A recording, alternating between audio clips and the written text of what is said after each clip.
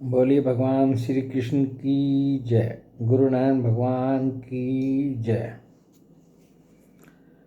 आज हम श्रीमद् भागवत महापुराण के चतुर्थ स्कंद के 24वां अध्याय को पढ़ेंगे, जिसमें प्रचेताओं की कथा है।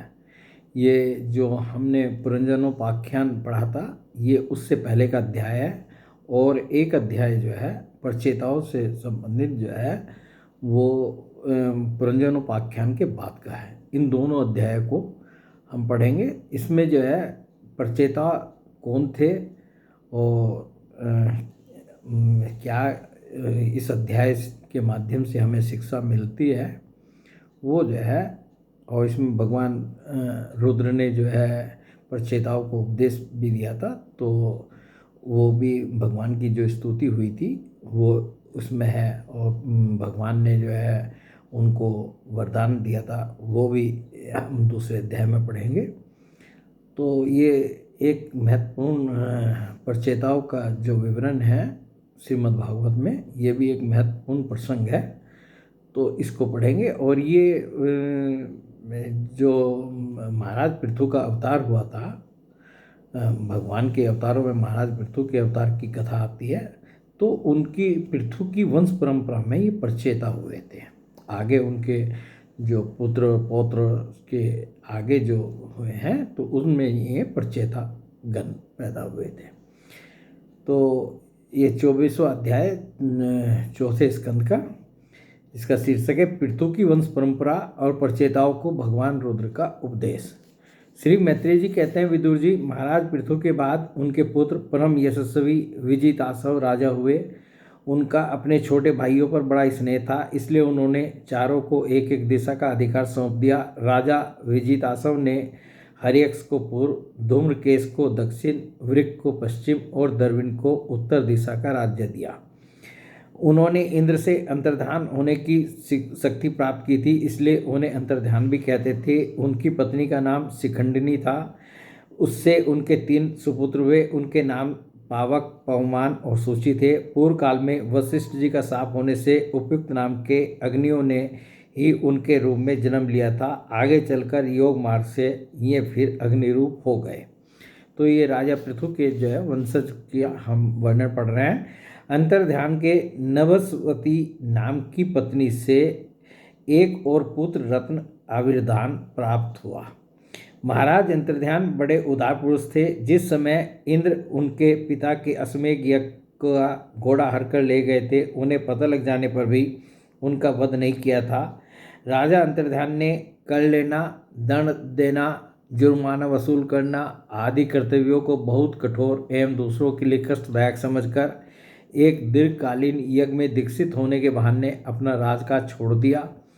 यज्ञ कार्य में लगे रहने पर भी उन आत्मज्ञानी राजा ने भक्त भय भंजन पूर्णतम परमात्मा की आराधना करके सुदृढ़ समाधि के द्वारा भगवान के दिव्य लोक को प्राप्त किया। तो ये अंतर्ध्यान जी के बारे में हमने पढ़ा। विदुर जी, हविर्धान की पत्नी हविर्धानी ने भैषद, गय, शुक्ल, कृष्ण, सत्य और जितवत नाम के 6 पुत्र पैदा किए। कुरुश्रेष्ठ विदुर जी, इनमें हविर्धान के पुत्र महाभाग, बहिर्षद, यज्ञादि कर्मकांड और योगाभ्यास में कुशल थे। उन्होंने प्रजापति का पद प्राप्त किया। तो ये जो हविर्धान के पुत्र थे, ये जो है कर्मकांड और योगाभ्यास में कुशल थे। उन्होंने प्रजापति का पद प्राप्त किया। उन्होंने एक स्थान से दूसरे स्थान में लगातार इतने यज्ञ किए कि ये सारी भूमि पूर्व की ओर अग्रभाग करके फैलाए हुए कुशों से पट गई। इसी से आगे चलकर वे प्राचीन भई नाम से विख्यात हुए। तो इन्होंने बहुत यज्ञ किए थे, इसलिए जो है इनका नाम जो है प्राचीन भई भी पड़ा था। और राजा प्राचीन भई ने ब्रह्मा जी के कहने से समुद्र की कन्या सतद्रुति से विवाह किया था। सर्वांग सुंदरी किशोरी सतद्रुति सुंदर वस्त्राभूषणों से सज धज कर विवाह मंडप में जब भांवर देने के लिए घूमने लगी, तब स्वयं अग्निदेव भी मोहित होकर उसे वैसे ही चाहने लगे जैसे सुकी को चाहता। नव विवाहिता द्रुति ने अपने नुपुरों की झंकार से ही दिशा विदिशाओं के देवता, असुर, गंधर्व, मुनि, सिद्ध, मनुष्य और नाग सभी को वश में कर लिया था। सतद्रुति के गर्भ से प्राचीन भई के प्रचेता नाम के 10 पुत्र हुए। अब ये देखिए, ये प्रचेता जो है राजा पृथु के वंशजों का हमने जो वर्णन पढ़ा है। अब यहाँ पर ये जो है सतद्रुति के गर्भ से प्राचीन भई के प्रचेता नाम के 10 पुत्र हुए। वे सब बड़े ही धर्मज्ञ और एक से नाम और आचरण वाले थे। जब पिता ने उन्हें संतान उत्पन्न करने का आदेश दिया, तब उन सब ने तपस्या करने के लिए समुद्र में प्रवेश किया। वहाँ 10,000 वर्ष तक तपस्या करते हुए उन्होंने तप का फल देने वाले श्री हरि की आराधना की। घर से तपस्या करने के लिए जाते समय मार्ग में श्री महादेव जी ने उन्हें दर्शन देकर कृपापूर्वक जिस तत्व का उपदेश दिया था, उसी का वे एकाग्रता पूर्वक ध्यान, जप और पूजन करते रहे। तो ये कथा जो है, ये चतुर्थ स्कंद की, ये कौन सुना रहा है? मैत्रेय जी सुना रहे हैं, विदुर जी को सुना रहे हैं। तो विदुर जी ने पूछा, ब्राह्मण, मार्ग में प्रचेताओं का श्री महादेव जी के साथ किस प्रकार समागम हुआ और उन पर प्रसन्न होकर भगवान शंकर ने उन्हें क्या उपदेश किया, वह सारयुक्त बात आप कृपा करके मुझसे कहिए। तो हमने अभी तक जो वर्णन पढ़ा है, तो उसमें हमने देख लिया कि प्रचेता कौन थे, राजा पृथु के वंशज थे। और जो है ये जो है इनके राजा प्राचीन भई के जो है पुत्र थे। और जैसा उन्होंने बताया था कि विदुर जी ने जो प्रश्न किया वो ये पूछा कि मार्ग में प्रचेताओं का श्री महादेव जी के साथ किस प्रकार समागम हुआ और भगवान शंकर ने उनको क्या उपदेश किया, वह सारी बात आप कृपा करके मुझसे कहिए। ब्रह्म ऋषि शिव जी के साथ समागम होना तो देहधारियों के लिए बहुत कठिन है, औरों की तो बात ही क्या है। मुनिजन भी सब प्रकार की आसक्ति छोड़कर उन्हें पाने के लिए उनका निरंतर ध्यान ही किया करते हैं, किंतु सहज में पाते नहीं। यद्यपि भगवान शंकर आत्माराम है, उन्हें अपने लिए न कुछ करना है न पाना, तो भी इस लोक सृष्टि की रक्षा के लिए वे अपनी घोर रूपा शक्ति अर्थात शिवा के साथ सर्वत्र विचरते रहते हैं। श्री मैत्रेय जी ने कहा, विदुर जी, साधु स्वभाव प्रचेतागण पिता की आज्ञा सिरोधार्य कर तपस्या में चित्त लगा पश्चिम की ओर चल दिए। चलते चलते उन्होंने समुद्र के समान, पिता ने उनको किस चीज़ के लिए आदेश दिया था? संतान उत्पन्न करने के लिए। उसके लिए वो क्या हुए? तपस्या करने के लिए निकल गए थे। चलते चलते उन्होंने समुद्र के समान विशाल एक सरोवर देखा। वह महापुरुषों के चित्त के समान बड़ा ही स्वस्थ तथा उसमें रहने वाले मत्स्य आदि जलजीव भी प्रसन्न जान पड़ते थे। उसमें नील कमल, लाल कमल, रात में, दिन में और सायंकाल में खिलने वाले कमल और इंदिवर आदि अन्य कई प्रकार के कमल सुशोभित थे। उसके तटों पर हंस, सारस, चकवा और कारंडव आदि जल पक्षी चहक रहे थे। उसके चारों ओर तरह तरह के वृक्ष और लताएं थी, उन पर मतवाले भौरे गूंज रहे थे। उनकी मधुर ध्वनि से हर्षित होकर मानो उन्हें रोमांच हो रहा था। कमल कोश के प्रागपुंज वायु के झकोरों से चारों ओर उड़ रहे थे, मानो वहाँ कोई उत्सव हो रहा है। वहाँ मृदंग, पनव आदि बाजों के साथ अनेकों दिव्य राग रागनियों के क्रम से गायन की मधुर ध्वनि सुनकर उन राजकुमारों को बड़ा आश्चर्य हुआ। इतने में ही उन्होंने देखा कि देवादिदेव भगवान शंकर अपने अनुचरों के सहित उस सरोवर से बाहर आ रहे हैं। उनका शरीर तपी हुई सुवर्ण राशि के समान कांतिमान है, कंठ नीलवर्ण है तथा 3 विशाल नेत्र हैं। वे अपने भक्तों पर अनुग्रह करने के लिए उद्यत हैं। अनेकों गंधर्व उनका सुयश गा रहे हैं। उनका सहसा दर्शन पाकर प्रचेताओं को बड़ा कौतूहल हुआ और उन्होंने शंकर जी के चरणों में प्रणाम किया। तब शरणागत भयहारी धर्मवत्सल भगवान शंकर ने अपने दर्शन से प्रसन्न हुए उन धर्मज्ञ और शील संपन्न राजकुमारों से प्रसन्न होकर कहा। श्री महादेव जी बोले, तुम लोग राजा प्राचीन भई के पुत्र हो, तुम्हारा कल्याण हो। तुम जो कुछ करना चाहते हो वह भी मुझे मालूम है कि तुम्हें संतान उत्पन्न करने का जो तुम्हारे पिता ने आदेश दिया, ये भी मुझे मालूम है। इस समय तुम लोगों पर कृपा करने के लिए मैंने तुम्हें इस प्रकार दर्शन दिया है। जो व्यक्ति अव्यक्त प्रकृति और जीव संज्ञक पुरुष, इन दोनों की नियामक भगवान वासुदेव की साक्षात शरण लेता है, वह मुझे परम प्रिय है। अपने वर्णाश्रम धर्म का भली भांति पालन करने वाला पुरुष 100 जन्म के बाद ब्रह्मा के पद को प्राप्त होता है और इससे भी अधिक पुण्य होने पर वह मुझे प्राप्त होता है। परंतु जो भगवान का अनन्य भक्त है, वह तो मृत्यु के बाद ही सीधे भगवान विष्णु के सर्वप्रपंचातीत परम पद को प्राप्त हो जाता है, जिसे रुद्र रूप में स्थित मैं तथा अन्य आधिकारिक देवता अपने अपने अधिकार की समाप्ति के बाद प्राप्त करेंगे। तुम लोग भगवत भक्त होने के नाते मुझे भगवान के समान ही प्यारे हो। इसी प्रकार भगवान के भक्तों को भी मुझसे बढ़कर और कोई कभी प्रिय नहीं होता। अब मैं तुम्हें एक बड़ा ही पवित्र, मंगलमय और कल्याणकारी स्तोत्र सुनाता हूँ। इसका तुम लोग शुद्ध भाव से जप करना। भगवान महादेव जी ने जो है प्रचेताओं को ये कहा कि मैं तुम्हें जो है एक स्तोत्र सुना रहा हूँ और इसका तुम लोग शुद्ध भाव से जप करना। श्री मैत्रेय जी कहते हैं, तब नारायण प्राण करुणा हृदय भगवान शिव ने अपने सामने हाथ जोड़े खड़े हुए राजपुत्रों को यह स्तोत्र सुनाया। उन प्रचेताओं को भगवान शंकर ने जो स्तोत्र सुनाया, वो इस स्तोत्र को हम पढ़ रहे हैं। भगवान रुद्र स्तुति करने लगे। ये स्तोत्र जो है भगवान शंकर जो सुना रहे हैं, ये भगवान की एक स्तुति है। भगवान आपका उत्कर्ष उच्च कोटि के आत्मज्ञानियों के कल्याण के लिए, निजानंद लाभ के लिए है। उससे मेरा भी कल्याण हो। आप सर्वदा अपने निर्तिशय परमानंद स्वरूप में ही स्थित रहते हैं। ऐसे सर्वात्मक आत्मस्वरूप आपको नमस्कार है। आप पद्मनाभ समस्त लोकों के आदि कारण है। भूत, सूक्ष्म, तन्मात्र और इंद्रियों के नियंता, शांत, एक रस और स्वयं प्रकाश वासुदेव अर्थात चित्त के अधिष्ठाता भी आप ही है। आपको नमस्कार है। आप ही सूक्ष्म अर्थात अव्यक्त, अनंत और मुखाग्नि के द्वारा संपूर्ण लोकों का संहार करने वाले अहंकार के अधिष्ठाता, संकर्षण तथा जगत के प्रकृष्ट ज्ञान के उद्गम स्थान, बुद्धि के अधिष्ठाता प्रद्युम्न है। आपको नमस्कार है। आप ही इंद्रियों के स्वामी, मनस्तत्व के अधिष्ठाता भगवान अनिरुद्ध हैं। आपको बार बार नमस्कार है। आप अपने तेज से जगत को व्याप्त करने वाले सूर्य देव हैं। पूर्ण होने के कारण आप में वृद्धि और क्षय नहीं होता। आपको नमस्कार है। आप स्वर्ग और मोक्ष के द्वार तथा निरंतर पवित्र हृदय में रहने वाले हैं। आपको नमस्कार है। आप ही सुवर्ण रूप, वीर्य से युक्त और चातुर्होत्र कर्म के साधन तथा विस्तार करने वाले अग्निदेव हैं। आपको नमस्कार है। आप पितर और देवताओं के पोषक सोम हैं तथा तीनों वेदों के अधिष्ठाता हैं। हम आपको नमस्कार करते हैं। आप ही समस्त प्राणियों को तृप्त करने वाले सर्वरस अर्थात जल रूप हैं। आपको नमस्कार है।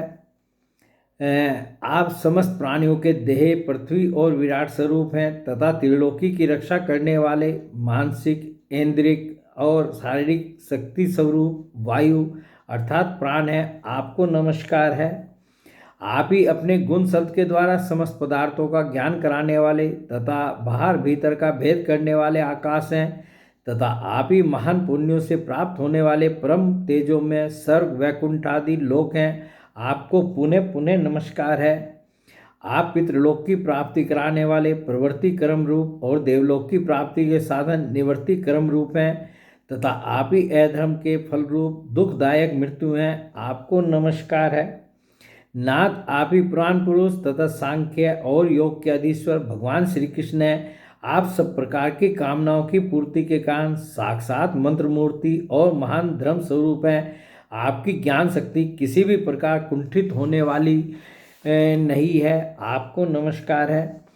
आपको नमस्कार है। नमस्कार है। आप ही कर्ता, करण और कर्म तीनों शक्तियों के एकमात्र आश्रय हैं। आप ही अहंकार के अधिष्ठाता रुद्र हैं। आप ही ज्ञान और क्रिया स्वरूप है तथा आपसे ही परा, पश्यंती, मध्यमा और वैखरी चार प्रकार की वाणी की अभिव्यक्ति होती है। आपको नमस्कार है।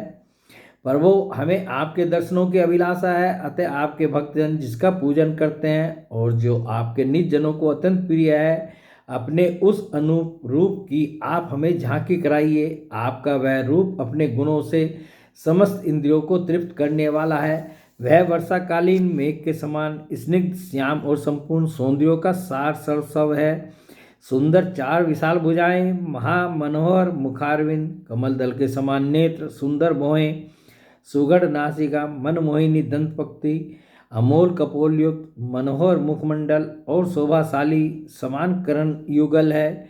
प्रीतिपूर्ण उन्मुक्त हास्य, तिरछी चितवन, काली काली घुंघराली अलके, कमल कुसुम की केसर के समान फहराता हुआ पीताम्बर, झिलमिलाते हुए कुंडल, चमचमाते हुए मुकुट, कंकन, हार, नुपुर और मेखला आदि विचित्र आभूषण तथा शंख, चक्र, गदा, पद्म, वनमाला और कौस्तुभमणि के कारण उसकी अपूर्व शोभा है। तो ये भगवान का जहाँ जहाँ पर भी सौंदर्य का वर्णन आया है, ये भगवान के अंगों का वर्णन आया है, उनके वस्त्रों का वर्णन आया है, वनमाला का वर्णन आया है, मुकुट का वर्णन आया है, उसमें जो जो भी भगवान के सब सौंदर्य के चिन्ह हैं, जो भी वर्णन आया है उसका जो है जहाँ जहाँ पर भी हमें स्तुति में अधिकतर जो है ये वर्णन मिलते हैं। तो ये वर्णन भी इसलिए हैं कि उनका जो है उस रूप में हम भगवान का चिंतन कर सकें, और इनको पढ़ते हुए सुनते हुए हम जो है यदि भगवान के उस रूप का, उस सौंदर्य का हम चिंतन करें तो भगवान का रूप जो है हमारे चिंतन में बना रहे और हम इसको पढ़ते और सुनते रहें। प्रीतिपूर्ण उन्मुक्त हास्य, तिरछी चितवन, काली काली घुंघराली अलके, कमल कुसुम की केसर के समान फहराता हुआ पीताम्बर, झिलमिलाते हुए कुंडल, चमचमाते हुए मुकुट, कंकन, हार, नुपुर और मेखला आदि विचित्र आभूषण तथा शंख, चक्र, गदा, पद्म, वनमाला और कौस्तुभमणि के कारण उसकी अपूर्व शोभा है। उसके सिंह के समान स्थूल कंधे हैं जिन पर हार, केयूर एवं कुंडल आदि की कांति झिलमिलाती रहती है तथा कौस्तुभमणि की कांति से सुशोभित मनोहर ग्रीवा है। उसका श्यामल वक्ष स्थल श्री वत्स चिन्ह के रूप में श्री लक्ष्मी जी का नित्य निवास होने के कारण कसौटी की शोभा को भी मात करता है। उसका तिरवली से सुशोभित पीपल के पत्ते के समान सुडोल उदर श्वास के आने जाने से हिलता हुआ बड़ा ही मनोहर जान पड़ता है।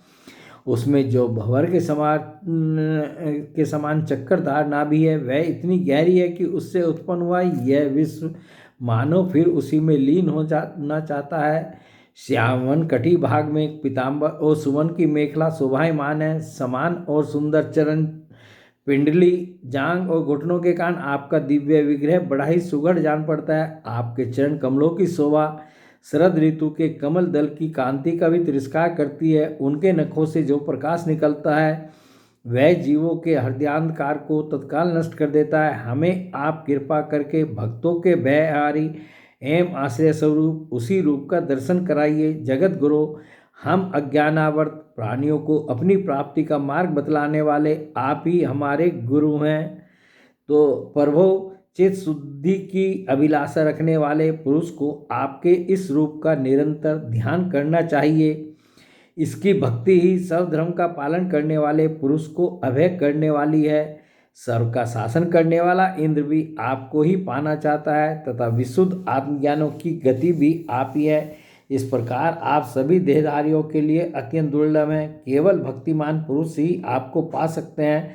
सत्पुरुषों के लिए भी दुर्लभ अनन्य भाव से भगवान को प्रसन्न करके जिनकी प्रसन्नता किसी अन्य साधना से दुसाध्य है, ऐसा कौन होगा जो उनके चरण तल के अतिरिक्त और कुछ चाहेगा। जो काल अपने अदम्य उत्साह और पराक्रम से भड़कती हुई भौं के इशारे से सारे संसार का संहार कर डालता है, वह भी आपके चरणों की शरण में गए हुए प्राणी पर अपना अधिकार नहीं मानता। ऐसे भगवान के प्रेमी भक्तों का यदि आधे क्षण के लिए भी समागम हो जाए तो उसके सामने मैं स्वर्ग और मोक्ष को कुछ नहीं समझता। फिर मरते लोग के तुच्छ भोगों की तो बात ही क्या है। प्रभु, आपके चरण संपूर्ण पाप राशि को हर लेने वाले हैं। हम तो केवल यही चाहते हैं कि जिन लोगों ने आपकी कीर्ति और तीर्थ अर्थात गंगा जी में आंतरिक और बाह्य स्नान करके मानसिक और शारीरिक दोनों प्रकार के पापों को धो डाला है तथा जो जीवों के प्रति दया, राग, द्वेष रहित चित्त और सरलता आदि गुणों से युक्त हैं, उन आपके भक्तजनों का संग हमें सदा प्राप्त होता रहे, यही हम पर आपकी बड़ी कृपा होगी। ये भगवान शंकर जो हैं, भगवान महादेव जो हैं, ये भगवान की स्तुति कर रहे हैं और इनको प्रचेताओं को जो है ये इस स्तोत्र को सुना रहे हैं। उसका जप करने का उन्होंने उनको उपदेश भी किया है। जिस साधक का चित्त भक्ति योग से अनुग्रहित एवं विशुद्ध होकर न तो बाह्य विषयों में भटकता है और न अज्ञान गुहा रूप प्रकृति में ही लीन होता है, वह अनायास ही आपके स्वरूप का दर्शन पा जाता है। जिसमें यह सारा जगत दिखाई देता है और जो स्वयं संपूर्ण जगत में भास रहा है, वह आकाश के समान विस्तृत और परम प्रकाश में ब्रह्म तत्व आप ही हैं।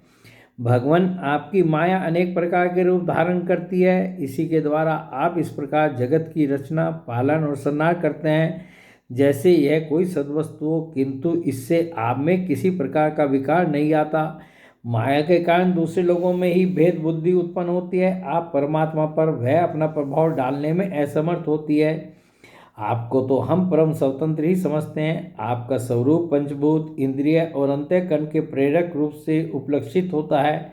जो कर्मयोगी पुरुष सिद्धि प्राप्त करने के लिए तरह तरह के कर्मों द्वारा आपके इस सगुण साकार स्वरूप का श्रद्धापूर्वक भली भांति पूजन करते हैं, वे ही वेद और शास्त्रों के सच्चे मर्मज्ञ हैं।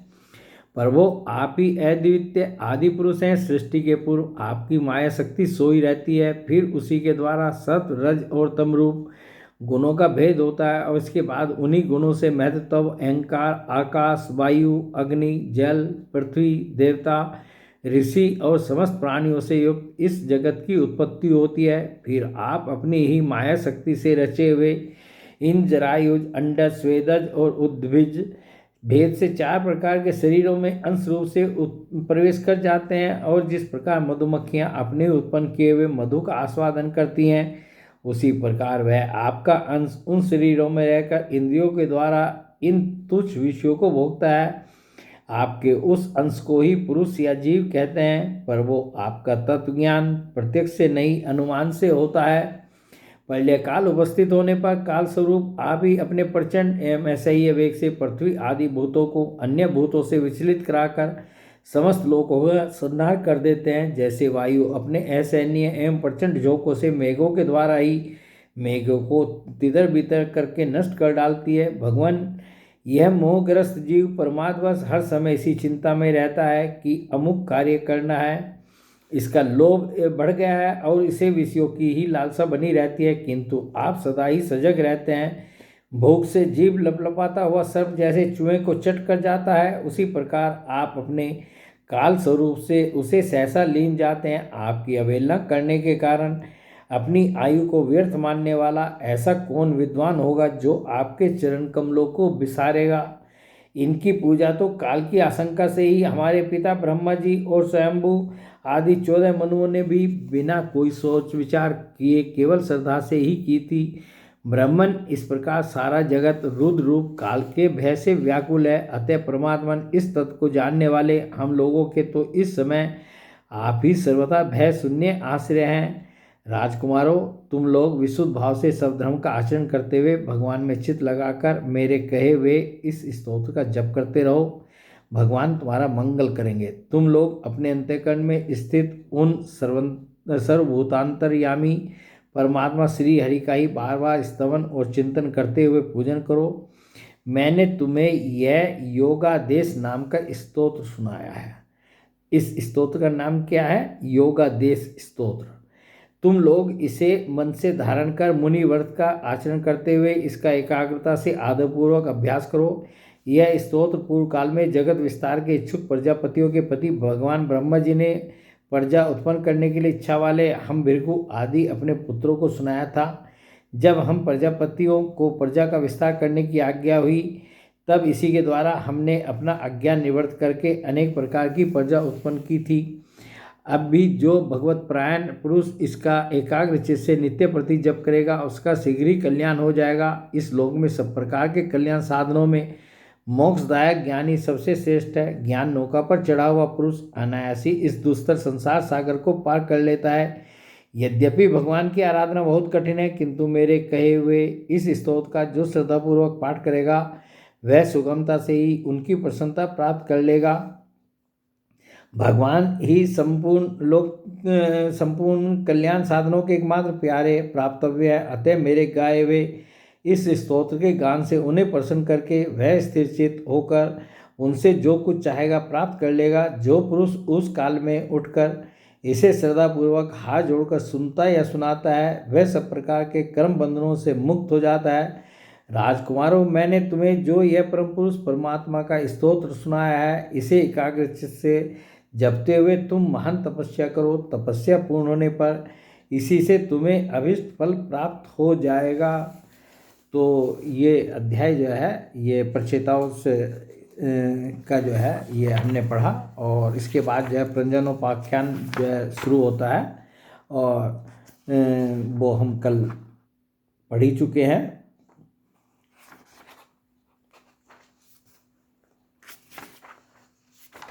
और इसका जो